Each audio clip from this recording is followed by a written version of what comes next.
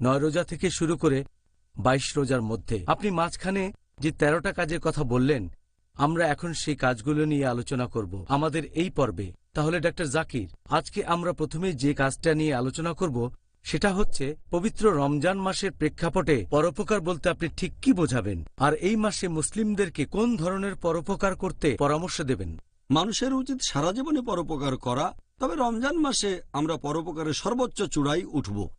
আর একজন মানুষ বিভিন্ন উপায়ে পরোপকারী হতে পারে। যেমন ধরেন, পরোপকারের কথা বললে মানুষ ভাবে যে মানুষকে টাকা দিয়ে সাহায্য করতে হবে, তবে এটা পরোপকার করার মতো একমাত্র কাজ না। এটা হলো পরোপকারের একটা অংশ, মানুষকে টাকা দিয়ে সাহায্য করা। পরোপকারের অন্য একটা উপায় হচ্ছে যদি জ্ঞান বিতরণ করেন, যদি কাউকে সঠিক পথে পরিচালিত করেন, তাহলে সেটাও এক ধরনের পরোপকার। জ্ঞান দিয়ে সাহায্য করতে পারেন। এছাড়াও আপনি পরোপকার করতে পারেন শারীরিক শক্তি দিয়ে সাহায্য করে, কোনো কাজ করে দিলেন অথবা কিছু তুলে দিলেন, এই কাজটাও পরোপকার। যে কাজটা ভালো সেটাই আসলে পরোপকার। যেমন ধরেন, আপনি একটা চাকরি করছেন আর সেখানে একটা ভালো অবস্থানে আছেন, হয়তো কাউকে সাহায্য করতে পারেন, তার চাহিদাগুলো পূরণ করতে পারেন, এই কাজটাও এক ধরনের পরোপকার। তাহলে এই সব কাজই পরোপকারের মধ্যে পড়ে।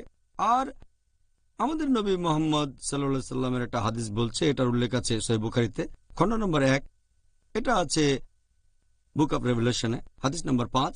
এখানে বলা হয়েছে যে মোহাম্মদ সাল্লাল্লাহু সাল্লাম তিনি হলেন পৃথিবীর মধ্যে সবচেয়ে পরোপকারী। আর এই পবিত্র রমজান মাসে পরোপকারের সর্বোচ্চ চূড়ায় থাকবেন তিনি। ফেরেশতা জিবরাইল আলাইহিস সালাম রমজান মাসে নবীর কাছে আসতেন, তাকে কোরআন পড়ে শোনাতেন। আর বলা হয়েছে যে নবী মুহাম্মদ সাল্লাল্লাহু আলাইহি সাল্লাম তিনি প্রচণ্ড বেগে চলমান বাতাসের চেয়েও পরোপকারী বেশি, পরোপকারের সর্বোচ্চ চূড়ায়। এছাড়া নবী মুহাম্মদ সাল্লাল্লাহু আলাইহি সাল্লাম বলেছেন, এটার উল্লেখ আছে তিরমিজিতে, হাদিস নাম্বার 3233, সেখানে বলা হয়েছে যে বেহেশতে এমন কিছু ঘর থাকবে যেগুলোর ভেতরটা তোমরা বাইরে থেকে দেখতে পাবে আর ভেতর থেকে বাইরেটা দেখবে।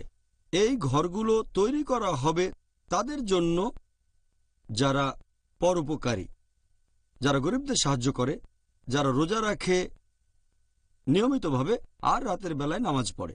তাহলে এই মানুষগুলোর জন্য বেহেশতে কিছু স্পেশাল ঘর থাকবে। এছাড়াও আরেকটা হাদিস, সহিহ হাদিস, এটার উল্লেখ আছে ইবনে মাজাহ, হাদিস নাম্বার 1746। নবী মুহাম্মদ সাল্লাল্লাহু আলাইহি সাল্লাম বলেছেন যে যদি কেউ কোনো রোজদার লোককে খাবার দেয়, তাহলে যে লোক খাবার খাইয়েছে সে ওই রোজদারের রোজা রাখার যে সওয়াব পাবে, একই সওয়াব সেও পাবে। সেজন্য আমরাও মানুষকে উৎসাহিত করব অন্যদের খাওয়ানোর জন্য। এই সবগুলো কাজই আসলে পরোপকার। সুবহানাল্লাহ। আমি আল্লাহর কাছে দোয়া করছি আমরা যেন পরোপকারের দিক থেকে রাসূল সাল্লাল্লাহু আলাইহি সাল্লামের কাছাকাছি যেতে পারি, ইনশাআল্লাহ। তো ডাক্তার জাকির, এই পবিত্র রমজান মাস এটা হলো ক্ষমার মাস, আর আল্লাহ আমাদেরকে সুপারিশ করেছেন এই মাসে আমরা যেন একে অপরকে ক্ষমা করে দিই। আপনি কি এই ব্যাপারে বিস্তারিত বলবেন? রমজান হচ্ছে ক্ষমার মাস, আর এই মাসে আমরা আল্লাহ তাআলার কাছে ক্ষমা চাইব। আর আল্লাহ তাআলা আমাদের নির্দেশ দিয়েছেন যে আমরাও অন্যদের ক্ষমা করে দেব। পবিত্র কোরআনে এরকম অনেক আয়াত আছে যেখানে এই ব্যাপারে বিস্তারিত বলা হয়েছে। যেমন সূরা আলে ইমরান অধ্যায় 3 আয়াত 134 আল্লাহ তাআলা বলেছেন যে তোমরা ক্ষমা করো, আল্লাহ তাদের পছন্দ করেন যারা সৎ কাজ করে। তার মানে যারা ক্ষমা করে আল্লাহ তাদের পছন্দ করেন। পবিত্র কোরআনে সূরা আরফ অধ্যায় নম্বর 7 আয়াত 199 যে তোমরা ক্ষমা করো আর সৎ কাজের নির্দেশ দাও এবং তাদেরকে এড়িয়ে চলো যারা অজ্ঞ। এরপর আল্লাহ বলেছেন সূরা নূর অধ্যায় নম্বর 24 আয়াত নম্বর 22, আল্লাহ বলেছেন যে তোমরা ক্ষমা করো। তোমরা কি চাও না আল্লাহ তোমাদের ক্ষমা করুন? আল্লাহ তাআলা ক্ষমাশীল এবং পরম দয়ালু। পবিত্র কোরআনে সূরা তাগাবুন অধ্যায় নম্বর 64 আয়াত নম্বর 14 যে তোমাদের স্ত্রী এবং সন্তানদের মধ্যে কেউ কেউ আছে তোমাদের শত্রু, তবে তোমরা ভালো করবে যদি তাদের ক্ষমা করো, তাদের দোষ ত্রুটি উপেক্ষা করো এবং তাদের ক্ষমা করো।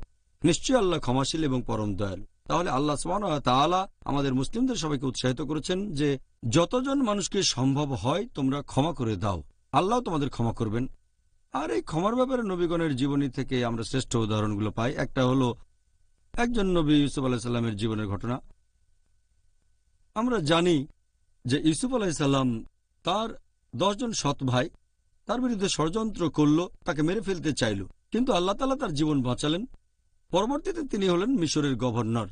একসময় যখন সব ভাইয়ের জীবন তার হাতের মুঠোয়, কোরআনে আছে যে তিনি বললেন তাদের উদ্দেশ্যে, সূরা ইউসুফ অধ্যায় নম্বর 12 আয়াত নম্বর 92, তিনি বললেন যে আজ তোমাদের বিরুদ্ধে আমার কোনো অভিযোগ নেই, আর আল্লাহ তোমাদের ক্ষমা করুন, তিনি শ্রেষ্ঠ দয়ালু। তার মানে ইউসুফ আলাইহিসসালাম তার ভাইদের ক্ষমা করে দিলেন আর বললেন আল্লাহ দয়ালু। এছাড়া আমাদের শেষ নবী মুহাম্মদ সাল্লাল্লাহু আলাইহি সাল্লামের জীবনে আমরা ক্ষমার অনন্য দৃষ্টান্ত দেখি। যখন মক্কা বিজয় করলেন, সেখানকার মুশরিকরা, মক্কার মূর্তি পূজারীরা তার আত্মীয়দের মেরে ফেলেছে, তার চাচাকে মেরেছে, এছাড়াও অনেক সাহাবীকেও মেরেছে, কিন্তু যখন তিনি সম্পূর্ণ জিতে গেলেন তখন তাদেরকে ক্ষমা করে দিলেন। আল্লাহ পবিত্র কোরআনে বলেছেন, সূরা আহজাব অধ্যায় নম্বর 33 আয়াত নম্বর 21, নিশ্চয়ই রাসূলুল্লাহর মধ্যে তোমরা দেখবে উত্তম আদর্শের দৃষ্টান্ত। এরপর পবিত্র কোরআনে সূরা ফুসিলাত অধ্যায় নম্বর 41 আয়াত নম্বর 34 আল্লাহ বলেছেন যে মন্দকে প্রতিহত করে উৎকৃষ্ট দিয়ে। তুমি হয়তো জানো না যে লোকটার মনের মধ্যে শুধু তোমার প্রতি ঘৃণা আছে, তুমি দেখবে সে তোমার খুব অন্তরঙ্গ বন্ধু হয়ে গেছে। তার মানে খারাপ কাজকে প্রতিহত করবেন ভালো কাজ দিয়ে, এটাই সবচেয়ে ভালো। আল্লাহ এটা আবার বলছেন সূরা শুরা অধ্যায় নম্বর 42 আয়াত নম্বর 37। আল্লাহ এখানে তাদের কথা বলছেন যারা পরকালে বেহেশতে যাবে। তারা হলো সেই লোকগুলো যারা অশ্লীল কাজ পরিহার করে আর পরিহার করে গুরুতর পাপ, এবং রেগে গেলে তারা ক্ষমা করে দেয়। তাহলে পবিত্র কোরআনের বিভিন্ন আয়াতের মাধ্যমে আল্লাহ তাআলা মানুষ জাতিকে নির্দেশ দিচ্ছেন যে তোমরা অন্যদের ক্ষমা করে দেবে। জাযাকাল্লাহ খায়ের। ডক্টর জাকির, এভাবে বিস্তারিত বলার জন্য আপনাকে অনেক ধন্যবাদ। প্রিয় মুসলিম এবং অমুসলিম ভাই ও বোনেরা, ইনশাআল্লাহ আবারও দেখা হবে একটা বিরতির পরে।